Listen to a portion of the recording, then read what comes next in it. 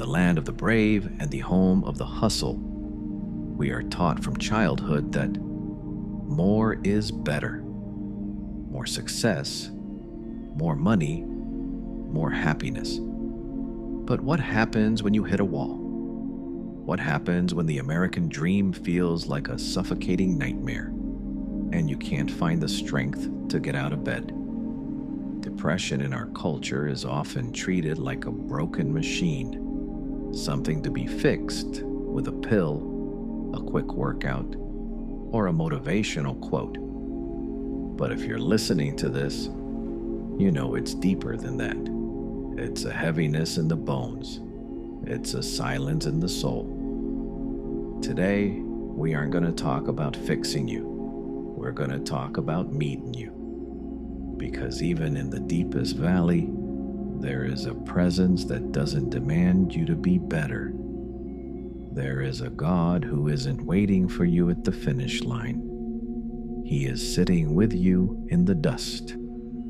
If you could hear the heartbeat of the Creator right now, past the noise of your anxiety and the lies of your depression, this is what He would say to you. My child, I see you. I don't just see the version of you that smiles for Instagram or the version that works 40 hours a week. I see the you that is weeping behind closed doors, and I want you to know I am not disappointed. The message: you feel like you are failing because you can't feel my presence, but feelings are like the weather. My love is like the sun. It is always there, even behind the darkest clouds. You think your depression has separated us? Nothing could be further from the truth. In the ancient texts, I am called the man of sorrows. I know the taste of grief. I know the weight of abandonment. When you feel like you have nothing left to give, remember that I don't need your doing. I only want your being. You are enough simply because I made you. You don't have to earn your breath today. You don't have to justify your existence. Just rest. Let me hold the world for a while. You just focus on breathing. Now let's talk about the deep work. In America, we love shortcuts, but healing from depression is a marathon, not a sprint. It requires a different kind of work, a work of the heart. 1. The grace of lament, the honest cry. In our society, we are told to stay positive, but God doesn't ask for toxic positivity. He asks for lament. The action: stop trying to pray pretty prayers. If you are angry, tell Him. If you feel hopeless, scream it.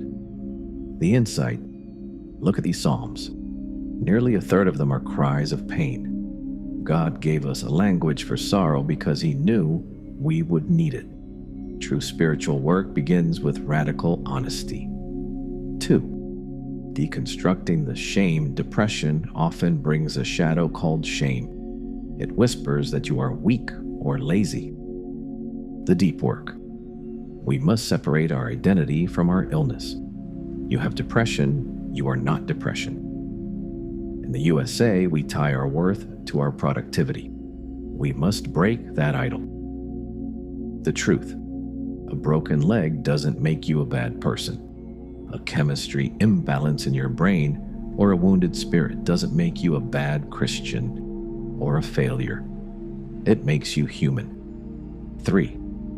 The spirituality of self-care. We often think self-care is just bubble baths, but in the deep work, self-care is a spiritual discipline. The action: eating a meal, taking your medication, or going to a therapy session is an act of worship. It is saying, I value the life God gave me, even when I don't feel like it. The connection. God provided us with the wisdom of doctors and the support of community. In the U.S., we pride ourselves on individualism, but we were never meant to heal alone. Reach out. Let someone else carry the lamp for a while. If you are in the middle of the dark right now, don't look for the exit. Look for the presence. The deep work isn't about finding a way out of the valley. It's about finding the shepherd in the valley.